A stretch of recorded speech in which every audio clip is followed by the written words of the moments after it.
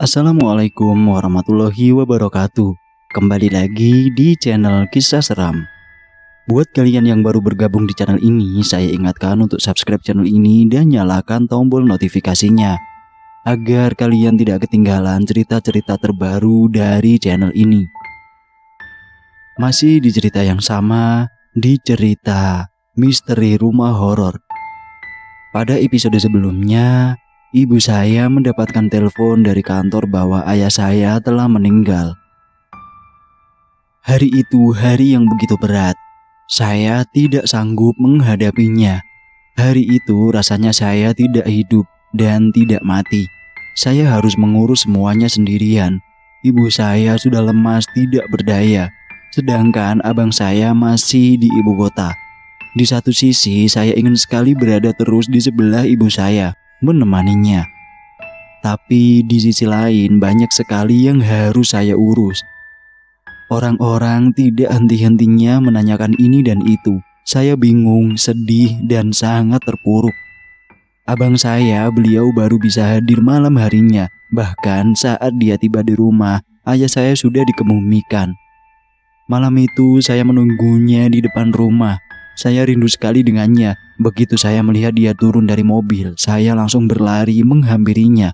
Saya memeluknya seerat mungkin. Kami berpelukan di tengah-tengah jalan, disaksikan oleh pelayat yang begitu ramai malam itu, termasuk Pak Indra. Abang saya begitu salut kepadanya. Saya bangga dengan keputusannya dan ketabahannya dalam menghadapi situasi itu. Dia bisa mengikhlaskannya untuk tidak sempat melihat jasad ayah saya hari itu. Dia bahkan justru menguatkan saya dan ibu saya. Padahal saya tahu hari itu bisa saja terasa lebih berat baginya. Saya tidak bisa melupakannya saat dia menabahkan saya. Ekspresi wajahnya, dia sekuat tenaga menahan tangisannya agar saya tidak semakin sedih. Hari itu saya tersadar betapa saya sangat menyayanginya.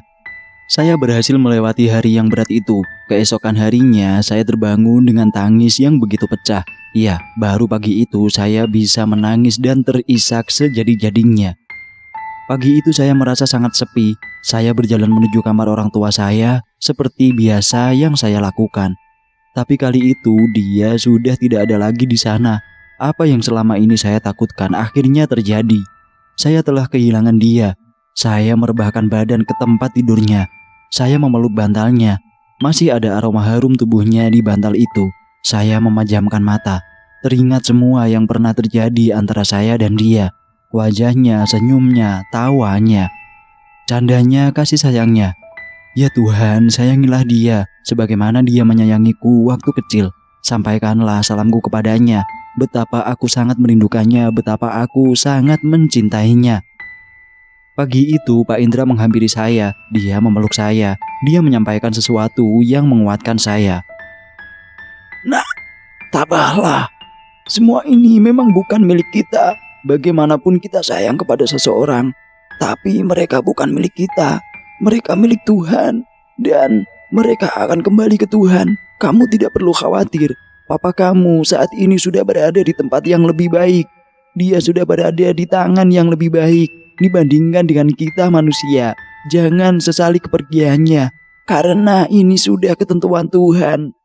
Kata-kata itu tidak pernah saya lupakan. Saya berterima kasih kepadanya. Hari demi hari saya lalui dan perasaan kehilangan yang begitu dalam. Ternyata semakin saya mencoba melupakan, semakin teringat semuanya. Memang lebih baik untuk kembali hidup seutuhnya dan menjalani semuanya. Tidak ada gunanya terus-terusan menatapnya. Sebanyak apapun tetes air mata yang mengalir, dia tidak akan mungkin kembali lagi. Sudah lebih 1 bulan semenjak hari-hari yang berat itu, abang saya sudah kembali ke ibu kota. Suasana rumah kami sudah sangat-sangat berbeda.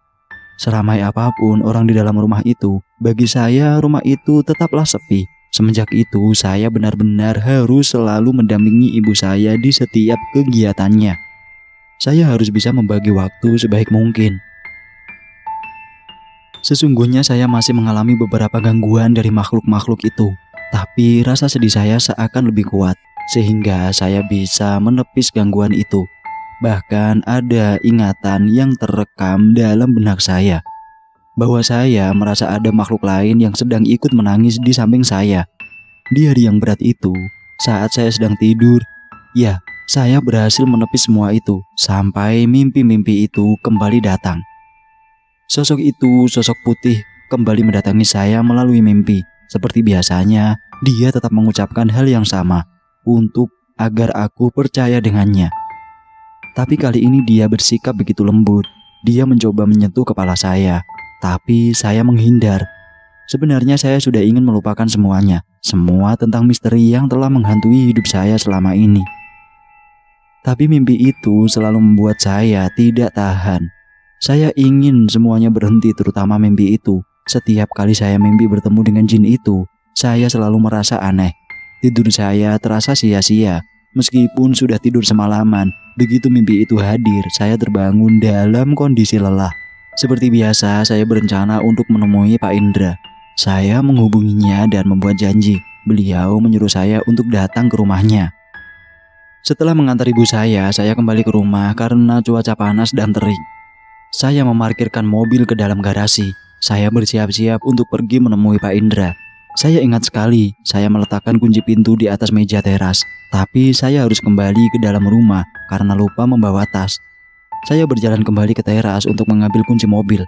Dan aneh sekali, kunci itu tidak ada di sana. Saya kembali masuk ke rumah dan mondar-mandir mengulangi pergerakan saya, mengecek setiap sudut dan permukaan satu persatu. Meyakinkan diri saya, apa mungkin saya lupa meletakkan kunci itu di mana. Tapi saya ingat sekali, saya sudah meletakkannya di atas meja teras. Lama sekali saya mencari kunci itu, sampai saya merasa terheran-heran dan marah dengan diri saya sendiri. Saya hanya mencarinya di lantai 1 karena kunci itu tergantung di ruangan lantai 1 dan saya tidak ada naik ke lantai 2 semenjak saya memegang kunci itu dan tidak ada orang lain di rumah itu. Ada perasaan di benak saya bahwa kunci itu mungkin saja berada di lantai 2 meskipun rasanya tidak mungkin. Saya berjalan dengan pasti menuju kamar kosong itu. Benar saja, kunci itu tergeletak di atas meja gambar. Saya merinding, tidak mungkin. Sebelumnya saya pulang ke rumah setelah mengantar ibu saya dengan mobil yang sama. Kunci mobil yang sama. Saya pulang sebentar hanya karena tas saya ketinggalan. Dan tas itu berada di lantai 1. Saya tidak naik ke lantai 2, tapi kenapa bisa kunci itu ada di lantai 2? Saya bergegas kembali menuju mobil. Saya tidak mau ambil pusing. Saya membuka pagar rumah kami jenisnya pagar lipat, bukan pagar geser. Setelah menyalakan mobil, saya mundur, tapi ketika melihat spion, salah satu pagar menutupi mobil saya. Padahal jelas sekali pagar itu sudah saya lipat. Saya kembali keluar mobil untuk melipat pagar itu. Tapi begitu saya duduk ke mobil, saya kembali melihat ke spion dan pagar itu kembali menghalangi mobil saya. Saya kesal sekali. Saya keluar dari mobil dan membanting pintu. Saya mencari batu dan mengganjal pagar itu, dan akhirnya saya bisa mengeluarkan mobil. Aneh sekali kan, pagar itu tidak pernah mengulas seperti itu. Saat sesudah sampai dekat rumah Pak Indra, beliau menelepon saya. Kenapa saya lama sekali? Saya mencoba menjelaskan yang terjadi. Kalau terjadi hal-hal mengesalkan di rumah saya sebelumnya, tapi beliau harus pergi sebentar untuk membeli keperluan rumah. Akhirnya saya tiba dalam kondisi rumahnya yang kosong karena beliau harus pergi sebentar. Saya juga diperintahkan untuk menunggu sebentar. Saya duduk di teras rumahnya sambil merokok. Baru saya membakar rokok itu, datang seorang pria muda berjalan dari luar rumah dan menutup pagar. Dia langsung duduk di kursi di depan saya. Saya sempat bingung. Saya tidak tahu dia siapa. Saya tidak pernah melihatnya sebelumnya di rumah itu. Siang, maaf, Anda kerabatnya Pak Indra ya? Saya lagi nungguin dia. Oh iya, saya muridnya. Murid? Kok dia nggak pernah cerita? Iya, tapi saya tidak mau lagi jadi muridnya. Memang kenapa? Sebelumnya, kamu kenal beliau dari mana?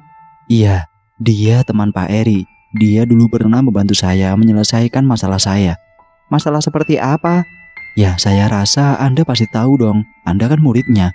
Iya, tapi kamu sebaiknya berhati-hati. Hati-hati bagaimana? Saya sempat terheran kenapa bisa dia menyarankan saya untuk berhati-hati dengan Pak Indra. Dia tidak dipercaya. Maksudnya, saya nggak ngerti. Saya tahu beliau sedang mencoba menjauhkan kamu dari makhluk halus kan? Iya, benar. Apakah kamu tahu bahwa dia telah menipu kamu? Kamu jangan percaya sama dia. Aduh, jangan ngawur. Saya jadi bingung. Iya, jika kamu mempercayainya dalam masalah ini, percayalah, kamu salah. Dialah yang membawa kamu sampai sejauh ini. Tidak mungkin. Kenapa tidak? Saya tahu dia. Saya benci sama dia. Saya ingin dia mati. Apa-apaan kamu? Masa kamu muridnya tapi berbicara seperti ini? Saat dia mengatakan kalimat terakhir itu, saya bisa melihat ekspresi amarah yang begitu kuat dari wajahnya. Aneh sekali. Ya, saya muridnya, tapi akhirnya saya tidak suka dengannya. Dia sengaja berpura-pura membantu orang, kemudian dia justru mengirimkan jin ke orang yang lemah. Hingga akhirnya orang-orang itu terus berhubungan dengannya dan mendapat keuntungan dari itu. Keuntungan seperti apa? Saya tidak pernah membayangnya. Saat itu pula Pak Indra sudah hadir di depan rumahnya. Dia mencoba membuka pintu pagar rumahnya dengan kesulitan. Dia sempat menyapa saya sambil tersenyum. Lihat senyumnya itu, menjijikan palsu. Pria itu berkata. Saya tidak percaya. Pria itu terlihat seakan bergegas pergi. Dia kembali mengucapkan satu kalimat sebelum dia benar-benar beranjak dari teras rumah Pak Indra. Kamu percayalah dengan saya. Percayalah, saya sedang mencoba melindungi kamu. Kalimat itu terasa tidak asing di telinga saya. Saya seakan mempercayai omongannya. Setelah mengatakan itu, dia dengan cepat menghilang. Dia berjalan melalui halaman samping rumah Pak Indra, menuju bagian belakang. Tidak lama kemudian, Pak Indra sudah berhasil membuka pintu pagar dan menghampiri saya. Saya melihatnya dengan sorotan mata yang tajam karena prasangka curiga. Saya telah terpengaruh ucapan pria tadi. Pria yang saya sendiri bahkan tidak tahu namanya. Saya tidak sempat bertanya namanya. Kamu kok lihat saya begitu?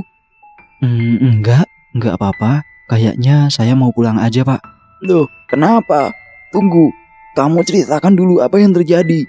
Saya sudah mendengarnya. Mendengar apa? Tentang kebusukan Bapak. Kamu ngawur ya? Siapa yang mengatakan itu? Ayo ceritakan sama saya. Tadi, pria tadi Bapak lihat kan? Waktu Bapak buka pagar, murid Bapak. Dia telah menceritakan semuanya. Apa? Siapa? Saya tidak melihat siapapun dari tadi. Bapak jangan bercanda. Saya bersumpah demi Tuhan, saya tidak melihat siapa-siapa di teras itu. Hanya kamu sedang duduk di sana. Tidak mungkin. Pak Indra langsung bergegas duduk di depan saya. Dia terlihat marah dan kesal. Ya Tuhan, ceritakan apa yang terjadi pada saya sekarang. Bapak betul-betul tidak melihatnya. Tidak mungkin. Saya benar-benar berbicara dengannya. Dia adalah murid Bapak. Sejak kapan saya punya murid? Apa kamu pernah mendengar saya punya murid? Tidak. Lalu dia siapa? Tenang dulu. Kamu harus tahu, saya tidak punya murid dan saya tidak melihatnya tadi. Kamu tidak sedang menghayal kan? Apa Bapak pikir saya gila? Saya benar-benar duduk dengannya, Pak. Dia menatap saya dengan penuh curiga. Dia memperhatikan saya dari atas ke bawah. Baiklah, saya percaya dengan kamu. Sekarang kita masuk saja. Tidak enak didengar tetangga. Tenanglah. Saya mengiyakan dan kami pun pindah ke dalam rumahnya. Saya menjelaskan semua yang terjadi pada saya. Saya begitu panik. Saya percaya dengan cerita kamu, tapi saya tidak percaya bahwa dia di sana dengan kita. Maksud Bapak? Ya, dia adalah jin. Ya ampun, tidak mungkin. Coba kamu ulangi dengan perlahan. Apa yang diucapkan dia terakhir kali? Baiklah, dia mengucapkan, percayalah dengan saya akan melindungi kamu. Itu dia. Apa kamu tidak bisa merasa pernah mendengarnya sebelumnya? Saya saja tahu. Ya ampun, ya Tuhan. Saya merinding sejadi-jadinya. Saya takut. Saya baru tersadar kalimat itu suaranya. Kalimat yang sama dengan yang di dalam mimpi saya. Kalimat yang selalu diucapkan jin itu dalam mimpi saya. Ya Tuhan, jadi apakah itu dia? Bisa jadi. Dia sedang mencoba menjauhkan kamu dengan saya. Dia ingin kamu tidak percaya dengan saya. Dia sedang melancarkan tipu muslihatnya. Saya kembali tersadar. Kejadian kunci yang berpindah, pagar yang menghalangi. Mungkin itu ulah dia. Dia benar-benar tidak ingin saya menemui Pak Indra. Kalau sudah begini, kita tidak bisa tinggal diam lagi. Pak, dia semakin menjadi-jadi. Apa yang harus kita lakukan?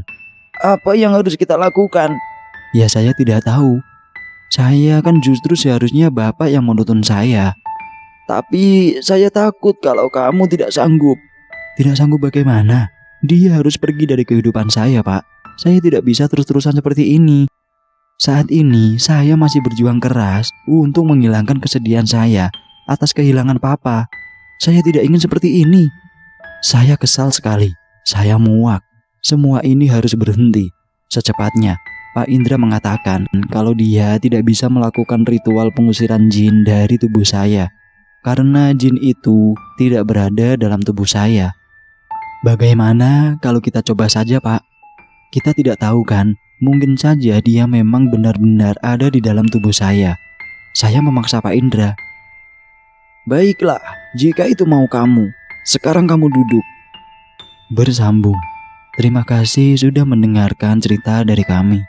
Buat kalian yang baru bergabung, jangan lupa subscribe channel ini dan nyalakan tombol notifikasinya agar kalian bisa melanjutkan cerita-cerita dari series Rumah Horor ini.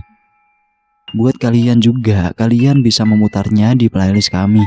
Di sana kami sudah menyediakan beberapa judul cerita untuk kami sajikan kepada pendengar. Sekian dari saya, sampai jumpa di kesempatan selanjutnya. Assalamualaikum warahmatullahi wabarakatuh.